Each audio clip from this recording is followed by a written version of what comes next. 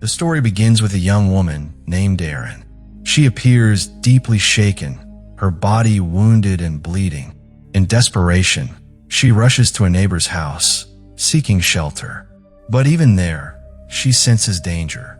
Realizing she's still not safe, she escapes and heads straight to a bus station. The police are already chasing her, but by the time they arrive, Erin is gone. She boards a bus and arrives at a peaceful and scenic town called Southport. The moment she sees it, she's drawn to its beauty. She walks into a small local restaurant and applies for a job. And to her relief, she gets it. From now on, she introduces herself as Katie, hiding her real name and past. She rents a small cottage on the edge of town. The wooden floor inside is worn out, so she decides to paint it. For that, she visits a nearby hardware shop where she meets Alex. He's a kind man raising 2 children alone as his wife has passed away. He remembers seeing Katie get off the bus the day before. Curious, he asks her what brings her to a town where hardly anyone new ever comes. But Katie avoids the question and walks away. Back home, she notices someone peeking through her window. It's Joe, her neighbor. Joe smiles knowingly and says she understands why Katie came here. She's tired of the chaos of city life and is looking for a fresh start. Katie quietly agrees. The 2 women become friends. Later, Katie returns to Alex's shop to follow up on the paint she ordered. Alex had asked for her phone number call when it arrives, but Katie never gave it. As she prepares to leave, she notices Alex's young daughter making a painting. Katie admires it deeply, and the girl kindly gives it to her. The next day at the restaurant, Katie's boss brings up something unexpected. She tells Katie that she saw her talking to Alex the day before. Then, she softly adds that Alex lost his wife a year ago. Since then, he's been a different man, quiet, distant, and always carrying a heavy sadness. But yesterday, while Katie was at a shop, her boss noticed something rare. For the first time in a long while, Alex seemed genuinely happy. She smiles and says that Katie and Alex might actually make a great couple. But Katie doesn't take her words seriously. Later, since the paint she had ordered has arrived, she goes to Alex's shop to collect it. The paint can is heavy, and though Alex offers to help, Katie politely declines and tries to carry it on her own. As she walks away struggling, she notices Alex quietly watching her. Moments later, he shows up and offers her a ride home. He realizes her house is quite far from town. Wanting to help, he later repairs a bicycle and leaves it outside her cottage at night. The next morning, as Katie steps out for work, she's surprised to see a bicycle waiting at her doorstep. A thoughtful gesture from Alex, so her commute could be easier. But Katie isn't pleased. She takes the bicycle straight to Alex's shop and returns it, saying firmly that he should never come near her house at night again. Her words sting. Alex feels hurt and distant. Back at home, Katie shares everything with her friend Joe, who gently explains that Southport is a small town where everyone knows each other, and people here genuinely like to help. Katie realizes she may have overreacted and feels guilty for being so harsh. Later, she returns to meet Alex. Though he's still upset, his anger fades quickly. As Katie begins to walk away, Alex reminds her she's forgetting something. He's talking about the bicycle. This time, Katie accepts it, smiles faintly, and quietly rides off. Meanwhile, on the other side, we see a determined police officer who holds the case file of Erin, now known as Katie. He is tirelessly searching for her, willing to go to any extent to bring her back. At the same time, Alex is getting ready to head to the beach with his kids. There, he spots Katie. He invites her to join them, and after a brief hesitation, she agrees. With Alex's family, she shares a joyful afternoon by the shore. However, it becomes clear that Alex's son isn't comfortable with her presence. He's still struggling with the loss of his mother and finds it hard to accept someone new in his father's life. Katie gently tells Alex that his son will understand in time. He's still just a child. Despite the tension, Katie's bond with Alex grows deeper. His daughter already adores her, even though his son remains distant. The next day, Katie's boss is out fishing when Katie arrives. With a bit of beginner's luck, she manages to catch her very first fish and feels thrilled by the experience. Excited, she rushes to show Alex. He mentions that he also enjoys fishing and hesitates to ask if she'd like to join him sometime. Later, when he visits a restaurant, he finally gathers the courage to invite her. Katie happily agrees. The two set off in a small boat onto a beautiful lake, surrounded by calm and serenity. As they fish, Alex opens up about his past, how he and his wife used to come to this very spot, and how they once decided to settle down here permanently when she became pregnant. After her passing, he had never taken anyone there again, until now. Katie becomes the first person since his loss with whom he feels comfortable sharing this part of himself. Suddenly, it begins to rain, so they head to a nearby restaurant. As they wait for a friend, Alex calls. A soft romantic song plays in the background. Slowly, they begin to dance. In that quiet moment, their connection deepens. Just then, Alex's friend, who happens to be a police officer, arrives. Katie feels a jolt of fear, but he doesn't recognize her. Later, as they walk her home, Alex gently kisses Katie for the first time.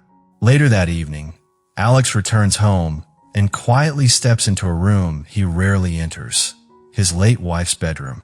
No one is usually allowed there. Inside, he keeps letters his wife wrote for their children before she passed away.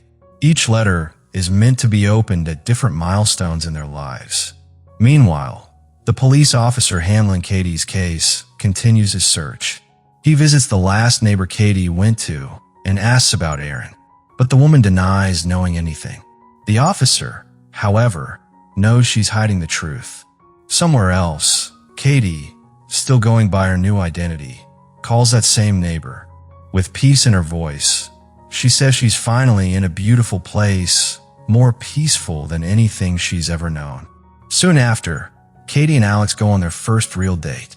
Their connection deepens as they grow closer, intimate, trusting, and finally happy after so long. But the peace doesn't last. When Alex visits the police station, he spots a wanted poster, a photo of a woman that looks exactly like Katie. The shock hits him hard. The poster claims she's wanted for first-degree murder. Confused and hurt, Alex confronts her, calling her by her real name, Erin. Katie freezes. He accuses her of lying, a betrayal. She pleads, saying it's not what it looks like. She was young and scared.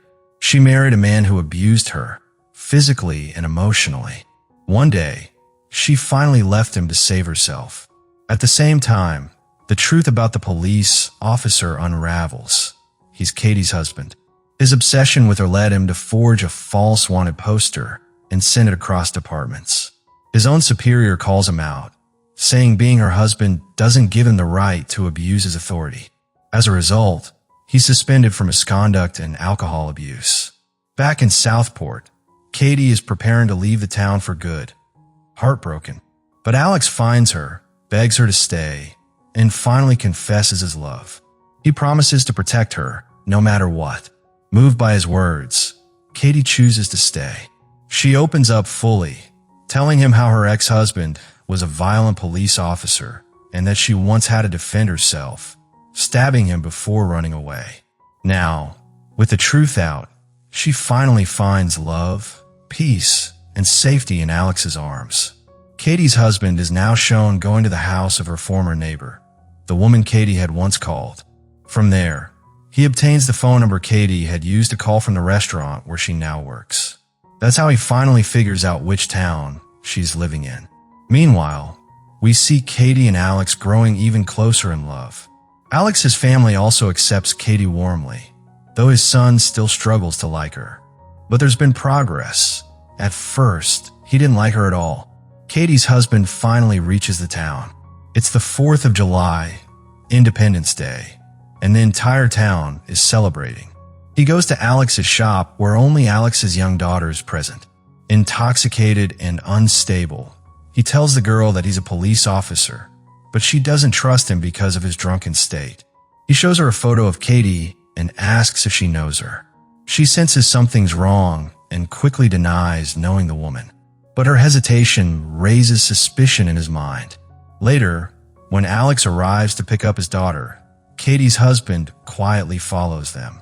Everyone around them is enjoying the festive day. Then he spots Katie and Alex together, and though his anger erupts inside, he holds himself back from confronting them. That night, Alex leaves with his son and friends to enjoy fireworks, while Katie and Alex's daughter stay back at the shop, where they eventually fall asleep. In her sleep, Katie dreams of her neighbor Joe, who warns her that the man she's been running from, her husband, is already in town. Katie wakes up in fear and sees him standing in front of her. Calm but firm, he tells her he wants her to come back with him. Katie leads him outside and starts talking to him. He tries to apologize, claiming he wants forgiveness. But Katie is no longer afraid. She stands her ground and tells him they now live separate lives. She then locks the door behind her and takes Alex's daughter upstairs. Suddenly, she hears a noise downstairs. Her husband is pouring gasoline all over the house. Katie, thinking quickly, returns and pretends to surrender. She tells him she realizes her mistake and wants to go back with him. She distracts him with her words and, at the right moment, pushes him into the water. Elsewhere, Alex is lighting fireworks with his friends. One of the sparks lands on the house, and fire quickly spreads. From a distance, Alex sees the flames and rushes toward home. Meanwhile, Katie tries to rescue the girl, but her husband attacks her again. Alex arrives but can't help Katie right away. He has to save his daughter first, and thankfully, he does. Katie's husband then pulls a gun on her, but in a brave moment, she turns it against him and ends his threat once and for all. The next morning, peace returns. Alex walks into the damaged house and retrieves letters his late wife had written for their children. Thankfully, they are untouched. Katie is shown once again with her neighbor Joe, who now comes to say goodbye. Joe tells Katie that she's leaving and wants Katie to live happily in this beautiful place. Katie thanks her for being such a true friend. Joe tells her she belongs here, and then she quietly disappears. Soon after, Alex brings Katie a letter, one that his late wife had written for the woman who would one day come into his life and love him. The letter is meant for Katie. She reads it with deep emotion. In it, the woman writes that if Alex is giving her this letter, it means he truly loves her. She hopes Katie loves him just as much. She wishes she could have met her, been part of their story. Inside the envelope, there's a photo of Alex's wife and son, and Katie is stunned. It's Joe. Her neighbor, her best friend, wasn't just a kind stranger. She was Alex's late wife. Her spirit had been with Katie the whole time, guiding and supporting her. Katie finally understands. Joe had wanted them to be together all along. And that brings us to the end of this unforgettable journey. A story of love, healing, and second chances, where pain turns into purpose, and a safe haven becomes a new beginning. Sometimes, even the people we lose never really leave us. They stay, quietly guiding us toward the life we're meant to live. If this story touched your heart, don't forget to like, share, and subscribe. And join us again for more stories that move your soul and leave a lasting warmth. Until next time, stay safe, stay kind, and keep believing in the power of love.